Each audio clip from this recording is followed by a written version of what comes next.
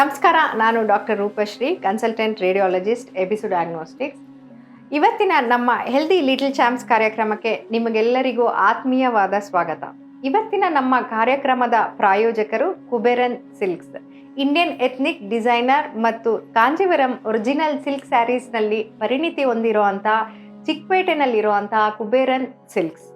ಇವತ್ತಿನ apple nut powder smoothie ರೆಸಿಪಿಗೆ ಮಾಡೋದು ಹೇಗೆ ಅನ್ನೋದನ್ನು ನಾನು ತೋರಿಸ್ಕೊಡ್ತೀನಿ. ಈ ಆ್ಯಪಲ್ ಸ್ಮೂದಿ ರೆಸಿಪಿ ಯಾಕಪ್ಪ ಅಂತ ಅಂದರೆ, ಈಗ ಆಲ್ರೆಡಿ ನಿಮಗೆ ತೋರಿಸಿದ ನಟ್ ಪೌಡರ್ನ ಯಾವ ರೀತಿ ಮಾಡೋದು ಅನ್ನೋದನ್ನು ನಿಮಗೆ ಆಲ್ರೆಡಿ ನಾನು ತೋರಿಸ್ಕೊಟ್ಟಿದ್ದೀನಿ.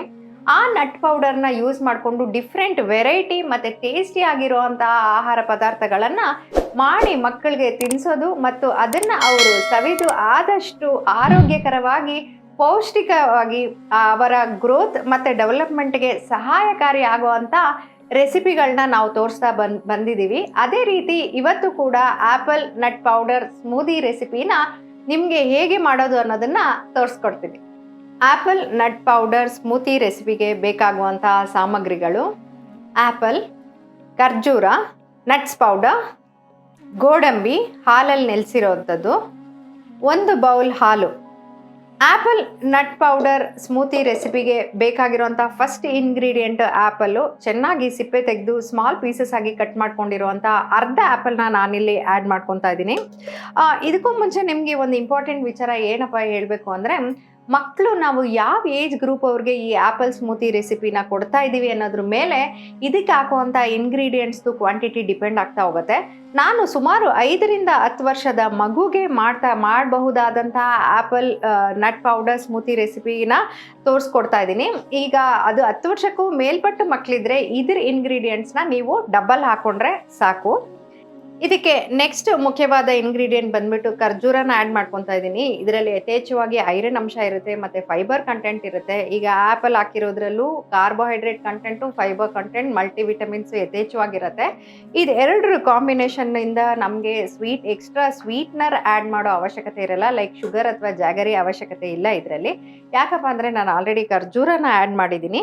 ಇದಕ್ಕೆ ನೆಕ್ಸ್ಟ್ ಇಂಗ್ರೀಡಿಯೆಂಟ್ ಬಂದು ಹಾಲಿನಲ್ಲಿ ಆಲ್ರೆಡಿ ನೆನೆಸಿಟ್ಟಿರೋ ಅಂಥ ಗೋಡಂಬಿ ಸುಮಾರು 7 ರಿಂದ 8 ಪೀಸಸ್ನ ನಾನು ಸುಮಾರು 2 ಅವರ್ಸ್ ಅಷ್ಟು ಸೋಕ್ ಮಾಡಿದ್ದೀನಿ.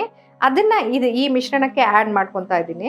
ಇದಕ್ಕೆ ಬಹಳ ಮುಖ್ಯವಾದಂಥ next ingredient nut powder. Already ನಿಮಗೆ ನಟ್ ಪೌಡರ್ ಮನೆಯಲ್ಲೇ ಯಾವ ರೀತಿ ಮಾಡ್ಕೋಬೋದು ಅನ್ನೋದನ್ನು ತೋರಿಸ್ಕೊಟ್ಟಿದ್ದೀನಿ. ಈಗ ಈ ಮಿಶ್ರಣಕ್ಕೆ 2 ಸ್ಪೂನ್ಸ್ ನಟ್ ಪೌಡರ್ನ ನಾನು ಆ್ಯಡ್ ಮಾಡ್ಕೊತಾ ಇದ್ದೀನಿ. ಮತ್ತು 1 ಬೌಲಷ್ಟು ಹಾಲನ್ನ ನಾನು ಇಟ್ಕೊಂಡಿದ್ದೀನಿ. ಈ ಕಂಪ್ಲೀಟ್ ಬೌಲ್ ಮಿಲ್ಕ್ನ ನಾನು ಇದಕ್ಕೆ ಹಾಕೋತಾ ಇದ್ದೀನಿ. ಈಗ ಮಿಶ್ರಣ ರೆಡಿ ಇದೆ. ಇದನ್ನು ಬ್ಲೆಂಡರ್ನಲ್ಲಿ ಚೆನ್ನಾಗಿ ಒಂದು ಸ್ಮೂತ್ ಕನ್ಸಿಸ್ಟೆನ್ಸಿಗೆ ನಾವು ಬ್ಲೆಂಡ್ ಮಾಡ್ಕೋಬೇಕಾಗತ್ತೆ.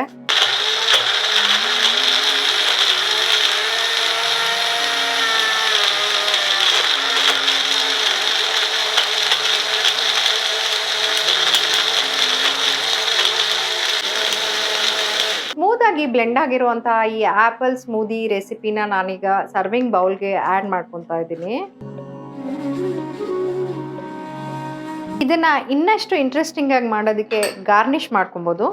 ಚಿಯಾ ಸೀಡ್ಸ್ ಆಲ್ರೆಡಿ ನಟ್ ಪೌಡರಲ್ಲಿ ಆ್ಯಡ್ ಮಾಡಿರೋದ್ರಿಂದ ಇಲ್ಲಿ ಚಿಯಾ ಸೀಡ್ಸ್ ನಾನು ಆ್ಯಡ್ ಮಾಡ್ಕೊಂಡಿಲ್ಲ. ಬ್ಲೂಬೆರೀಸು, ಬಾದಾಮಿ, ಜಸ್ಟ್ ಗಾರ್ನಿಷಿಂಗ್ಗೆ ಅಂತ. ಮಕ್ಕಳು ತುಂಬ ಅಟ್ರಾಕ್ಟಿವ್ ಆಗಿ ಕಲರ್ಫುಲ್ ಆಗಿರುವಂಥ ಫುಡ್ನ ತುಂಬ ಇಷ್ಟಪಡ್ತಾರೆ.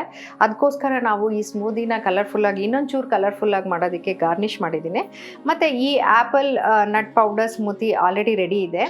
ಈ ಏಜ್ ಗ್ರೂಪ್ ಆಲ್ರೆಡಿ ನಿಮ್ಗೆ ಹೇಳಿದ್ದೀನಿ, 5 to 10 ಇಯರ್ಸ್ ಮಕ್ಕಳಿಗೆ ಎವ್ರಿ ಆಲ್ಟರ್ನೇಟ್ ಡೇ ಈ ಆ್ಯಪಲ್ ಸ್ಮೂತಿನ ಕೊಡ್ಬೋದು.